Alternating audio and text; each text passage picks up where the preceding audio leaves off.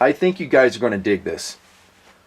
This might be the most unexpected and yet coolest knife story I've told yet in TMP.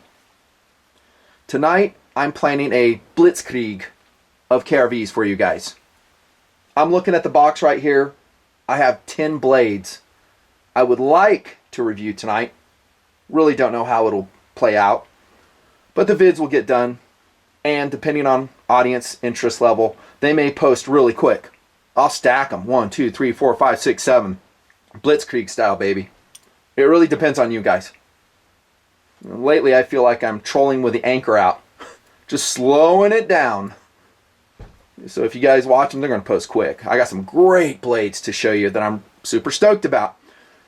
But going back to the box full of these knives, I look at the bottom and there's this beat up rusted knife in the box.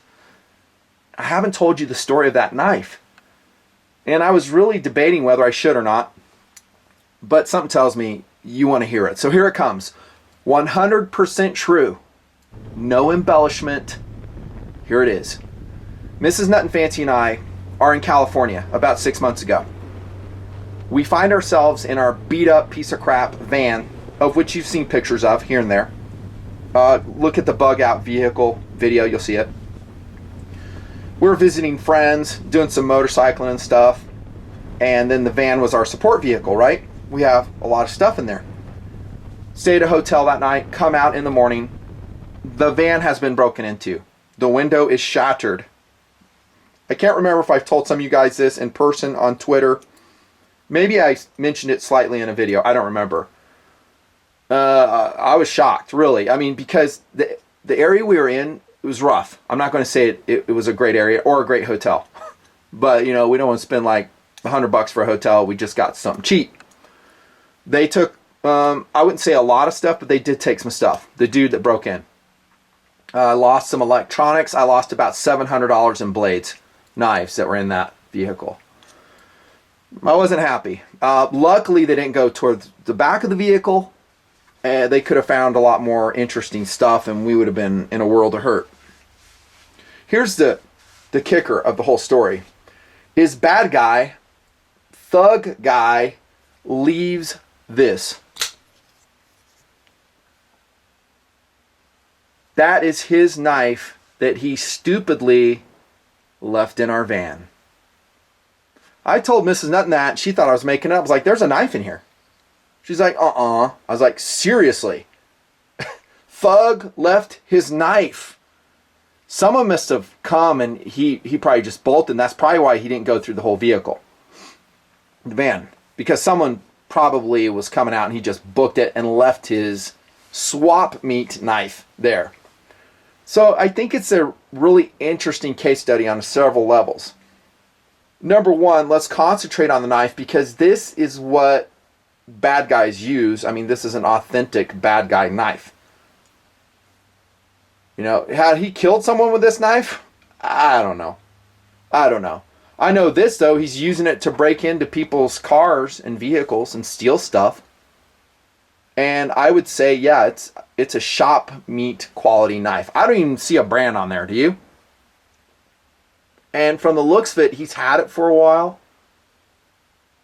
And like most bad guys and non-knife people, it is completely neglected.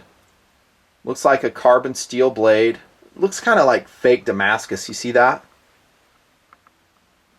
I don't see a name on it. I didn't scrub it off. I basically just left it in the condition I found it. It has no edge whatsoever. Look at the lockup. He never tightened the pivot screw at all. There's a thumb deployment. It's kind of like the CRKT method where the thumb stud kind of pushes in. Look at that blade centering, dude.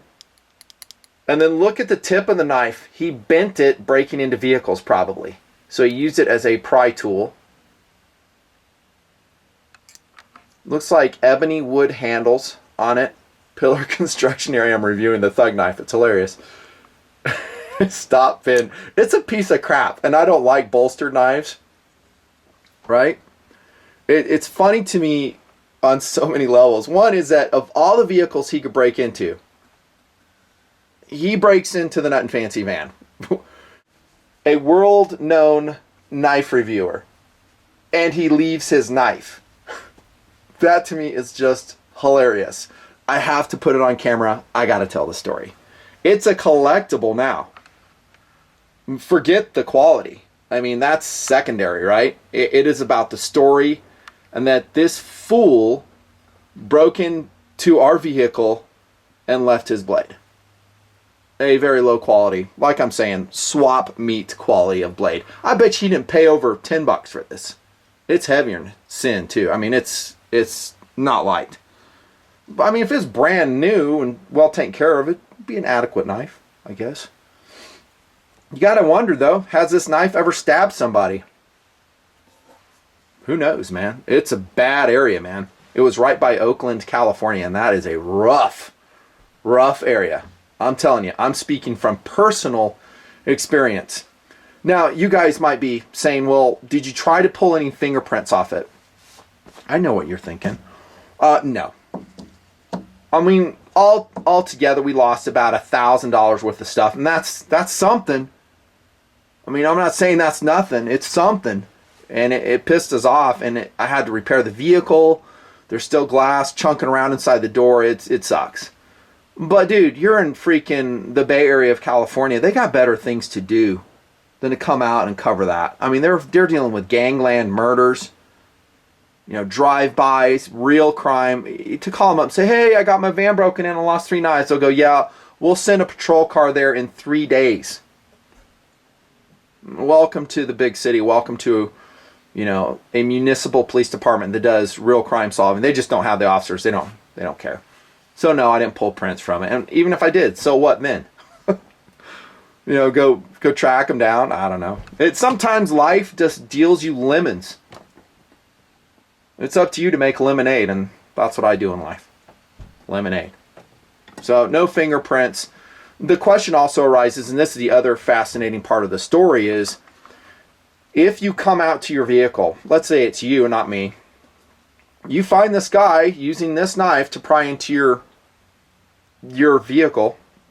Maybe it's Jimmy the lock or open a vent window, whatever. You catch him in the act. He has this knife. He turns to you and he's holding this knife. He's about 15 feet away from you. You are a concealed carry permit holder. What then? Now, I'm not going to provide any answers because I'm sure there's going to be a ton of discussion and arguments. Good night. What is with YouTube commenters? They're always arguing with each other. But it's inevitable. It's the internet. What do? The 21-foot rule, dude has a blade. He's not dropping it. You order him to drop it. He doesn't. What's the answer? And especially in the state of California. Oftentimes the bad guys are meant to look like the victims. The good guys are meant to look like the aggressors, right? So I'll let you guys hash that out and figure out what you would do. Concealed carry permit holder. You have your Shield 9 with you that night. You catch the guy in the act. He turns towards you. He has a knife in hand. He will not drop it, and he starts being threatening. I'll add that. Do you run away? I'm always kind of an advocate of that, actually. I'd rather do that personally than have to take another life. But he's breaking into your van. He's stealing your stuff. Yeah, you're right. I get it. It is stuff, though. Stuff can be replaced. Windows can be replaced. It's a lot that you're taking on. I've always said that you have to just be super wise. Now, if I don't have a choice, things get ugly, my options start vanishing, then personally, the gun's going to come out and I'm going to exercise other options up to and including lethal force if I have to. A knife is a knife. Okay, we know that. So even this knife could kill you. He could ram this right in your throat and run away, and there you sit bleeding. Like I said, this isn't made up. This isn't just some knife I found. You could ask Mrs. Nut and Fancy. She was there. It's a fun story. It's an incredible story, really. What would you do? On 2 levels, interesting. One, that it is such a piece of crap knife. It is indicative of the quality that's on the streets. Let's see, what's my EDC today, just for an example. For instance, you're not going to see him with this. An Almar Eagle HD. Okay, let's do a little paper cut test, why don't we, on Thug Knife. That'll be fun. Hey dude, how's your edge? Oh jeez.